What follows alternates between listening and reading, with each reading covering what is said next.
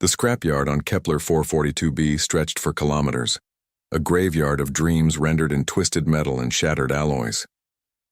Bassett wiped the grease from his hands as he surveyed the latest addition to his collection, a Draconid Royal cruiser, its hull plates stripped, its quantum drives gutted, its pride reduced to salvage.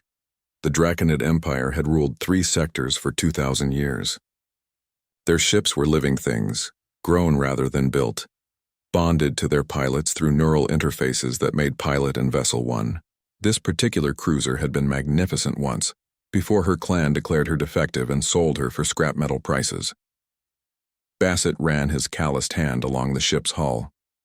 Beneath centuries of Draconid engineering philosophy, he recognized something humans understood better than any species in the known galaxy: potential. "You're wasting your time, mechanic," the Draconid merchant had sneered during the transaction. "That one never bonded properly. Faulty genetics. The pilot girl was worse, couldn't maintain neural sync for more than 3 minutes. Both useless."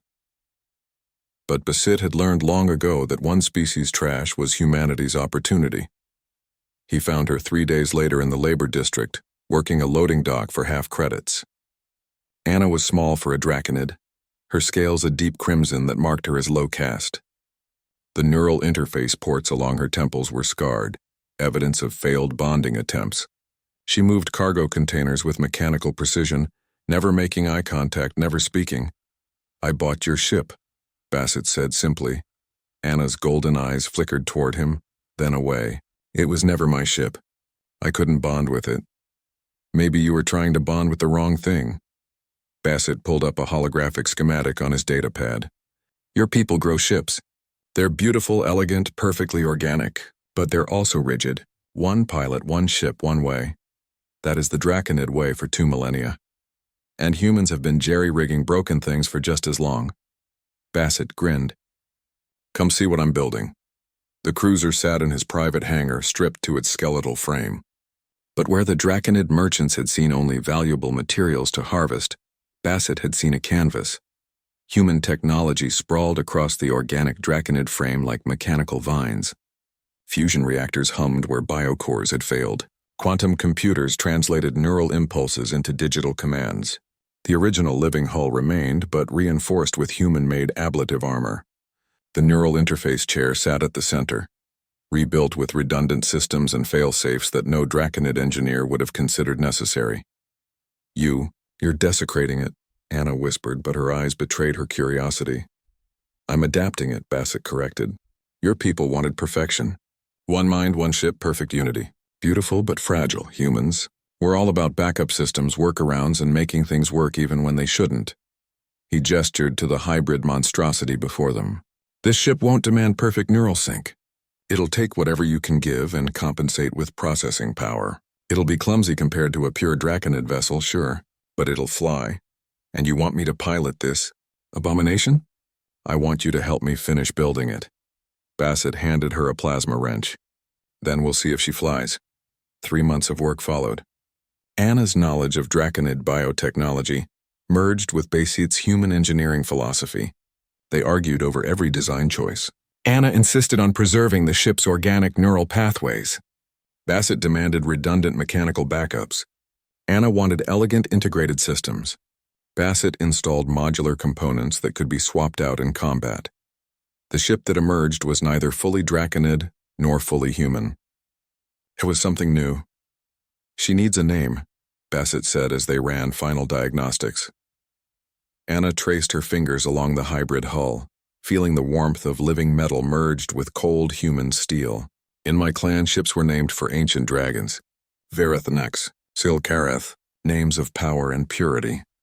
This isn't a pure Draconid ship anymore." Anna smiled, sharp teeth glinting. "No, she's not." She paused, considering. "Phoenix. Humans have that myth, yes? The bird that rises from ashes? That seems appropriate." "Phoenix it is." The neural chair had been rebuilt to human specifications: straps, padding, manual override controls. When Anna settled into it and activated the interface, the connection felt different than anything she'd experienced. Not the drowning sensation of Draconid bonding, where the ship consumed her identity. This was a conversation, a partnership. Systems came online. Fusion reactors hummed to full power. The organic hull flexed and adjusted, finding equilibrium with its mechanical augmentations. Phoenix lifted from the hangar floor on repulsor fields steadier than Anna had dared hope. "How does it feel?" Bassett asked from the co-pilot station he'd insisted on installing. Anna laughed, the sound bright and free. "Wrong, clumsy, imperfect." She pushed Phoenix through a barrel roll that should have been impossible for a ship this size. "Human," the comm system crackled. 3 Draconid interceptors had entered the system, their perfect organic lines a stark contrast to Phoenix's hybrid design. The lead pilot's voice dripped with contempt. "Clanless one, you pilot stolen property. Surrender the vessel for proper disposal." Anna felt Phoenix respond to her anger. Weapons systems cycling online with mechanical precision her pure Draconid ship never achieved. But Bassett's hand on her shoulder stopped her. "Show them what human engineering philosophy really means," he said quietly. So Anna did. She flew Phoenix like no Draconid would dare. Reckless, improvised, adapting on the fly. When systems failed, backups engaged.